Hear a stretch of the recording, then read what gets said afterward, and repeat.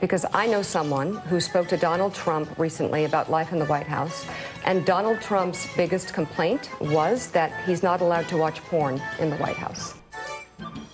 Welcome to this week's edition of Wacky Moments of Liberal Expression. Despite plenty of stories being retracted for inaccuracies by the liberal media in recent months, they still like to rely on their favorite source. Anonymous White House sources. An anonymous source. The Associated Press spoke to an anonymous source in the White House. Unnamed or an anonymous source has delivered so much hype in liberal media news fodder, but MSNBC's Mika Brzezinski's unnamed source just doles out the best information.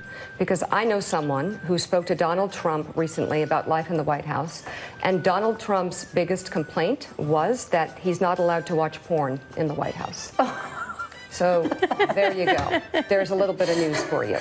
He's upset that he can't watch porn in the White House. I bet they have those, 1-900 numbers blocked too, which must be a disappointment. I'm not really sure. I'm not really sure if what you claim is a fact, Mika, but if the liberal media isn't giving us information from unnamed sources about White House TV policies, well, they could always give us some sourced facts, but why do that when you can actually dedicate hours to speculation?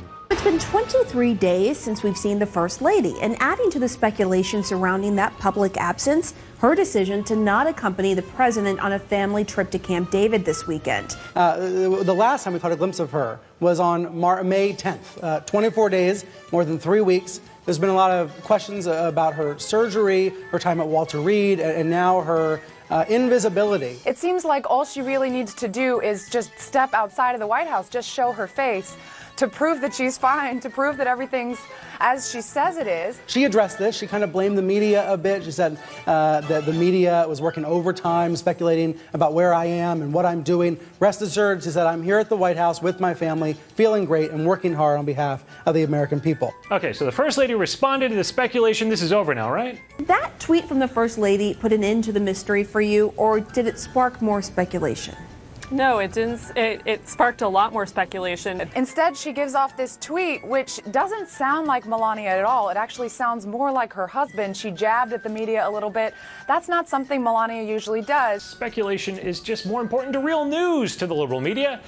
News like the information we learned on June 5th, that there are now more job openings in America than Americans looking for jobs. This is the first time this has ever happened since the Labor Department began tracking the statistics. Now, surely you would think the big 3 nightly newscasts would include this piece of huge economic information. No. After Jerry Marin has died, he appeared as the green-clad munchkin. A long-distance swimmer who conquered the Atlantic 20 years ago is now taking on the Pacific. Wild surprise in Norway when a polar bear got into a storage room at a former radio outpost that's been converted to a hotel. The folks there say the bear helped itself to some chocolate, then left through a small window. Polar bears. Okay, if your mind hasn't been numbed enough by these clips, I bring you a personal favorite this week. This is from MSNBC. This is great. This is as they explain the issue of illegal immigration and why it is such a problem. I think that there's a lot of misunderstanding when it comes to why it is that we have this zero tolerance policy right now, right? So this stems back to a law that goes back to like the 1920s that basically makes it a crime to enter the U.S. illegally.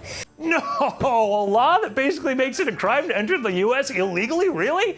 That can cause a ton of misunderstanding. I think that there's a lot of misunderstanding when it comes to why it is that we have this zero tolerance policy right now, right? So this stems back to a law that goes back to like the 1920s that basically makes it a crime to enter the U.S. illegally. And with that, have a good weekend, folks. I'm Eric Shiner from MRC-TV. I'll see you again with more media wackiness next week.